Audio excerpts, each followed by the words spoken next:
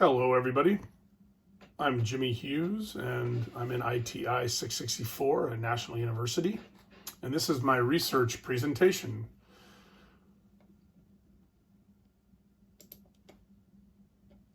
In Chapter 1 was my research topic.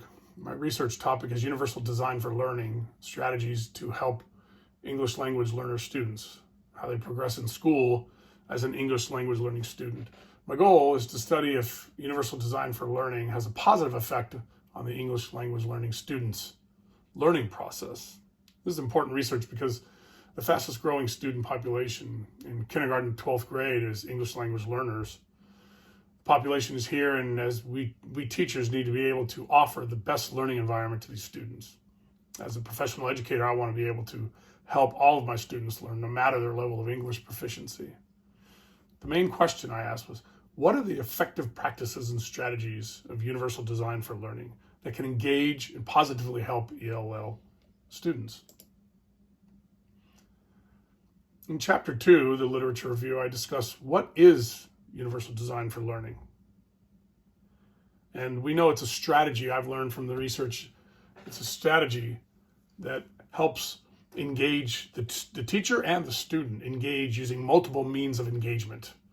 Okay, that means they teach using multiple modalities: visual, hearing, writing, reading, and they offer multiple means of engagement with the lessons, building projects, writing papers, making videos, and then the assessing portion is multiple means as well.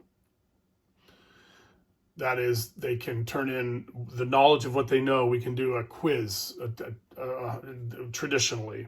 We can do verbal testing results. We can do multiple means. They can write their answers out. There's different modalities and means of ways of showing what you know in Universal Design for Learning.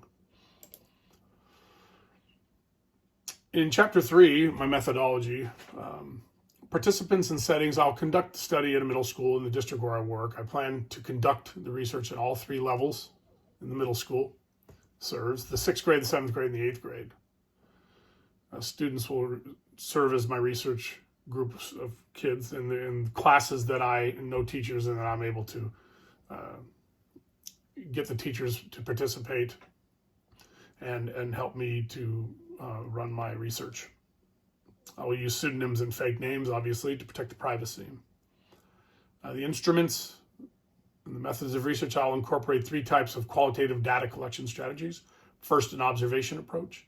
Second, an interview with the students and teachers. And third, I'll use an audiovisual materials to engage the teachers and students in actual Universal Design for Learning strategies and materials. The procedures and timeline, the collection of data and research approach will take 10 weeks to finish. This will require lesson plan development, lesson materials, permission slips, forms for my field notes, and sample presentations. In all the cases, the data collection will not require any changes in the school's policy or procedures, and I will discuss it with the district and with the principals first. My data collection plan, I'll be using a mix of 3 types of qualitative data collection strategies. I'll use an observation technique that I will take notes, observe how the students interact with the lesson. After that, I will get the kids together. We'll have a focus group. I'll take 15 from each class, and we'll discuss group data collection. We'll interview roughly 15 of the students. The method will offer the students to relax atmosphere to engage in question and answer data collection exercise.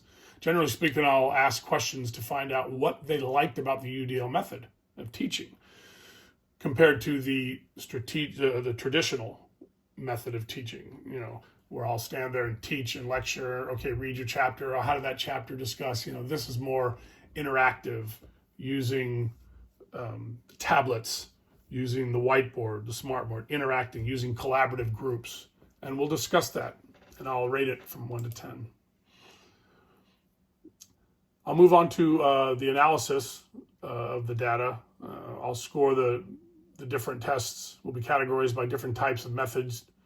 And the purpose of this two different tests is to analyze the two different types of approaches to teaching ELL students. That is, I'll use UDL type of assessment and a traditional assessment. I'll score the test on a non-weighted score from 1 to 100.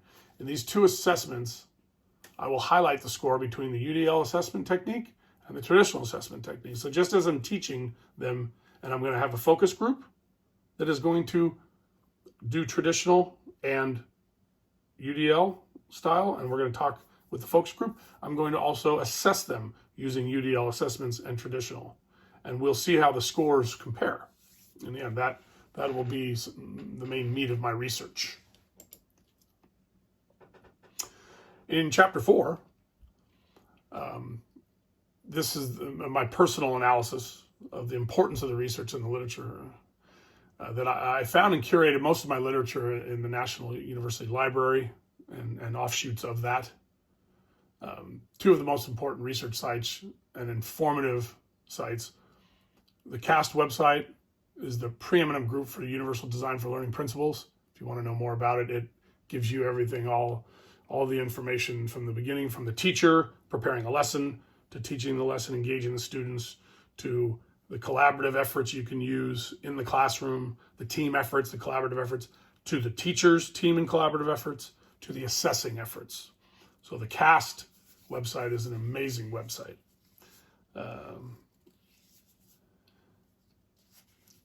A second, the implication for practice and teaching. My research indicates that the teacher can better engage every student on a personal learning ability level. We know from the previous studies that each student is unique. Students and adults learn in different ways. So the multi-tiered approach in UDL encourages and is paramount to engagement.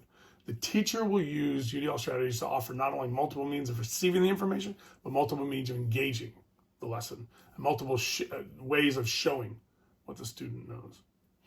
Further implications for research study number 3, the current research being performed is in a middle class neighborhood and general middle class area. However, it is not a Title I federally funded school. I think that's important to gather information in all socioeconomic areas, such as Title I schools, which is federally funded money so that these underserved areas can have the best teaching strategies like they receive in all areas.